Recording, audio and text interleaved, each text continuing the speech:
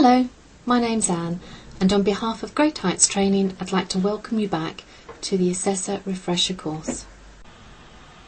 Within this session we're going to be looking at a range of work-based assessment methods, and this will allow us to explore not only the actual methods themselves but consider the strengths and limitations of these. Within the range of assessment methods that are available, the 7 most common used work-based assessment methods are as follows: direct observation, examining of work products, learner statements, discussions with the learner, oral or written questions, RPL or recognising prior learning, and also the use of others in terms of witness statements or testimonies. So the first of the methods we'll look at is direct observation.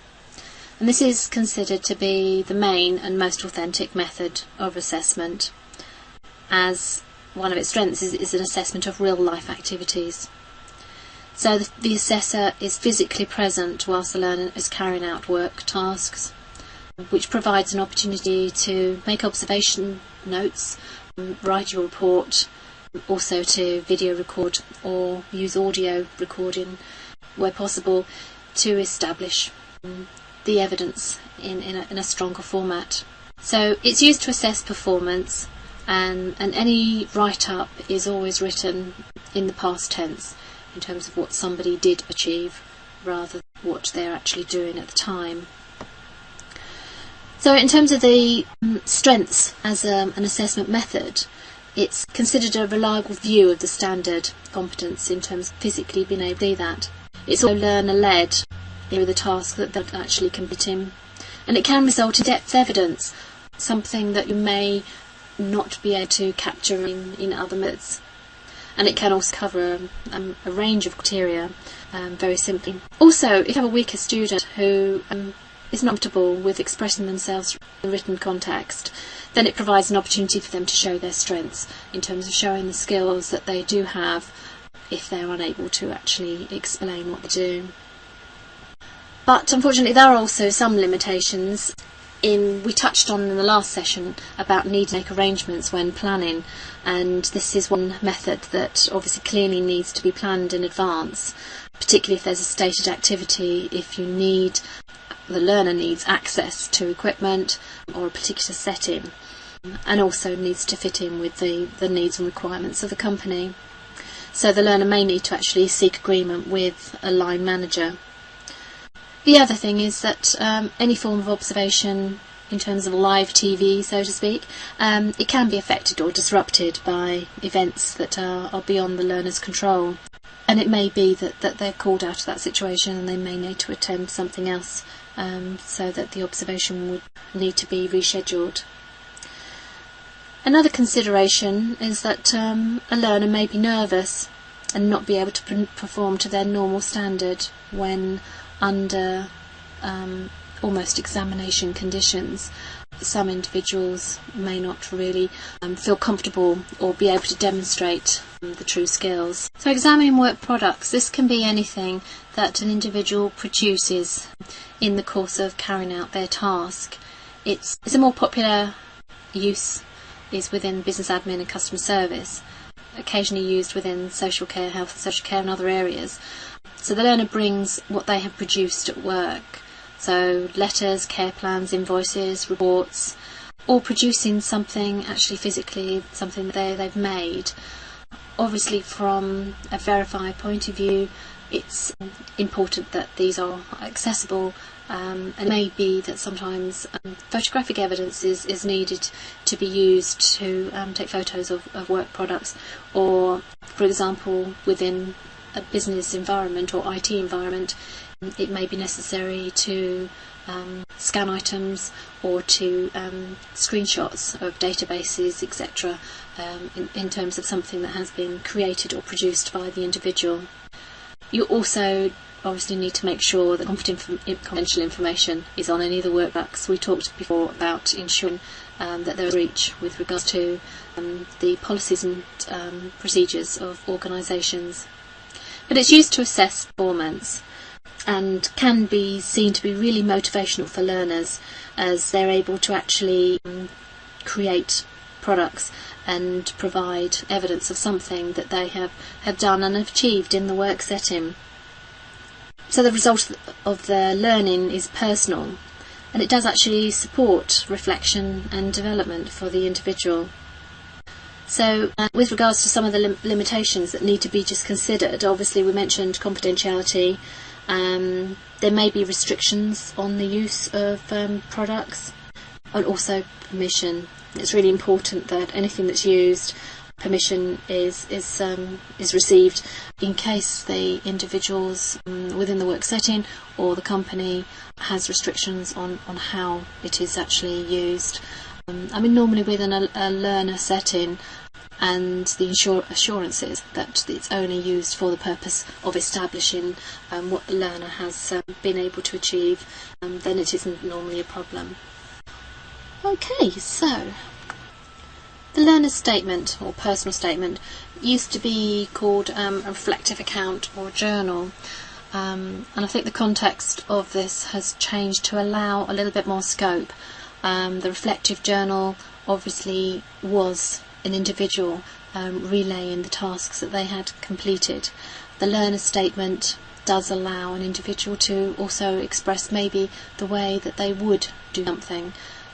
Again, we've referred previously to a situation that may not occur on a regular basis, whether it's health and safety linked, that an individual could also express how they would deal with a particular situation.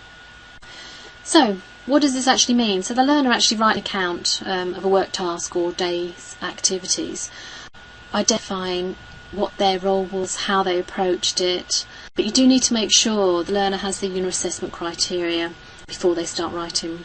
Otherwise, they might write it in such a way where it's impossible for you to match it with the criteria.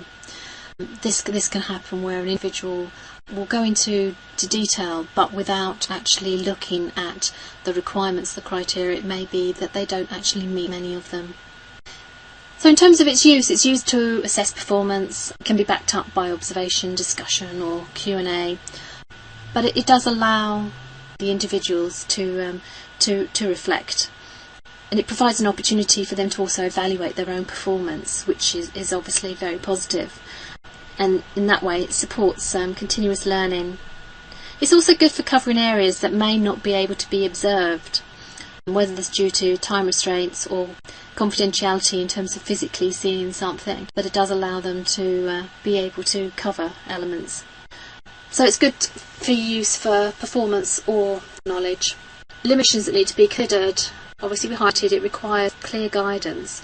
You do need to make sure that the learner understands what they're achieving. Although it is a description and a statement based around what they're doing, there may be elements that are missed out. For example, if someone was using a software package and they described the task they did, they may not consider thinking about what were the options that they had, why did they choose that particular piece of software, what were the advantages, what sort of conversation took place with other team members to ensure the quality of that particular outcome.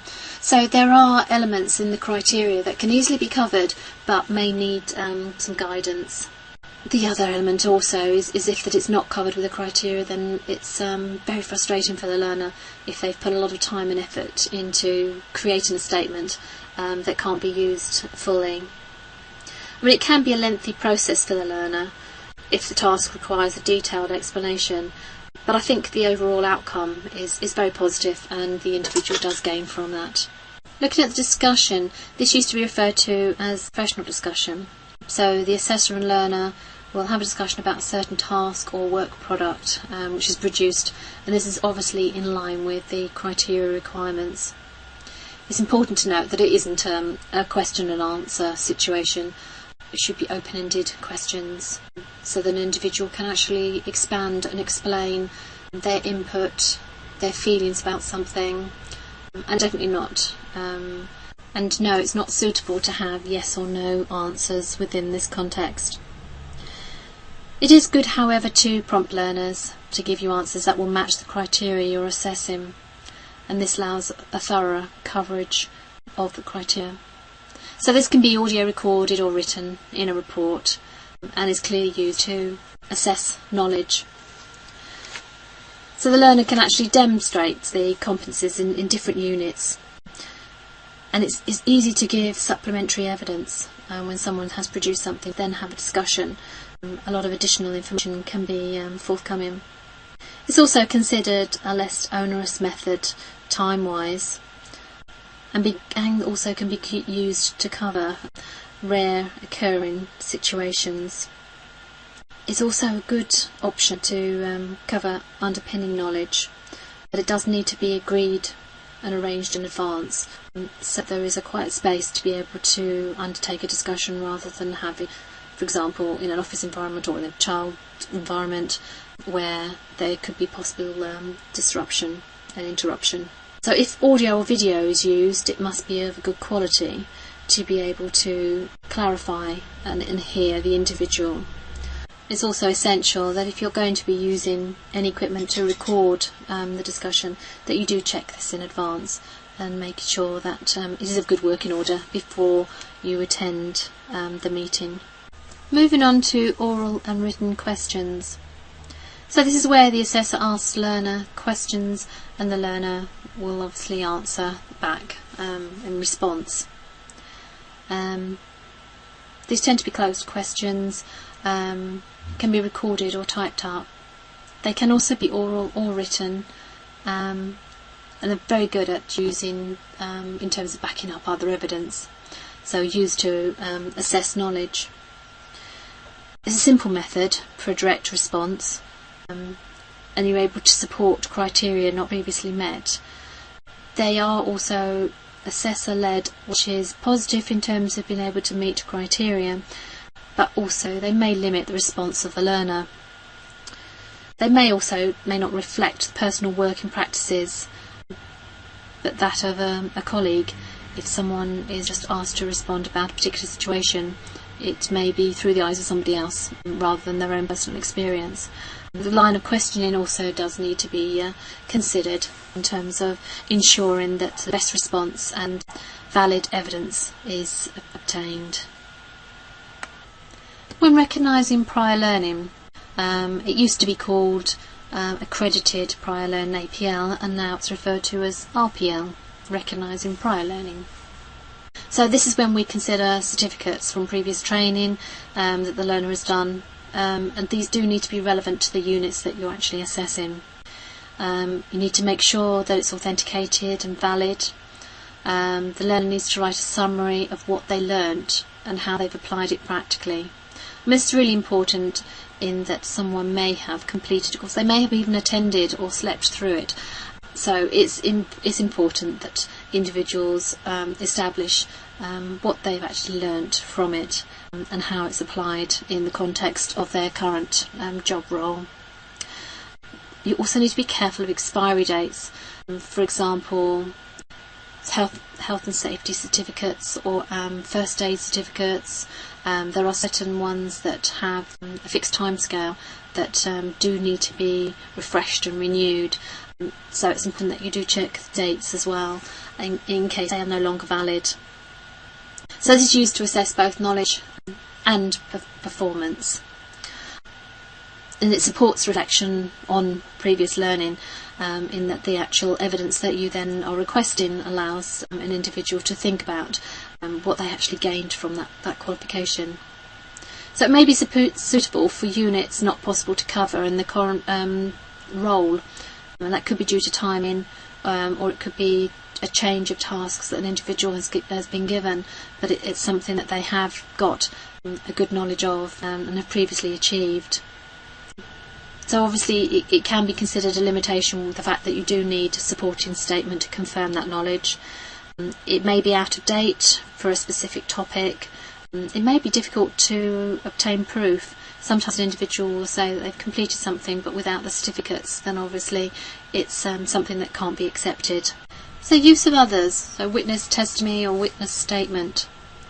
So this is a third party that gives a statement stating what the learner does, whether they believe or feel that they are competent in a particular task. you always need to let the person giving a witness statement know what you're looking for in terms of criteria, because you're not looking for a own report, you're looking for check to see whether an individual is competent in particular tasks or particular skills. You do need to authenticate the statement.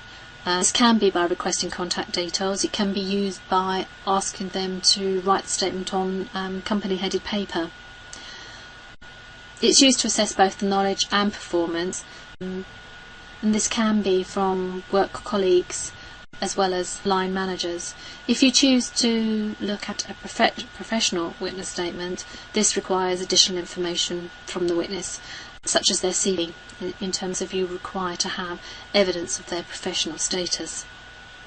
I think the great thing about using witness statements is that the witness may have a better working knowledge of the learner, being able to identify areas and skills that the individual themselves may not have highlighted and you may not have had the opportunity to see. It's also flexible, as maybe any witness, such as peer, customer or manager, which allows a lot of scope for a lot of information to be collected. Again, you probably need advanced planning due to availability of a witness, also maybe some planning on your behalf in terms of giving some guidance. It may be that you want to structure some questions that you can ask them to consider. The other side of it is prior knowledge of an individual may lead to some bias. If someone feels personally attached to a work colleague and they obviously want them to succeed, then there may be elements that are maybe expanded upon. But you do need to ensure that the witness has knowledge of the criteria in advance to ensure that this is a valid piece of evidence that can be used. So we've considered a wide range of methods that gives plenty of scope for evidence to be collected in a variety of forms, to not only suit different situations but also to suit the needs of learners, and potentially, if you are talking about witness statements, is of the management or peers. So it's important to actually think about which method is the best approach to use. So to conclude this session, the overall choice should, however, meet the needs of the learner, but be within the awarding organisation standards of being fair, safe, valid and reliable. And obviously, in addition to this, it does need to be cost effective in terms of an assessment method of choice. Thank you for your time, and we will join you again in the next session.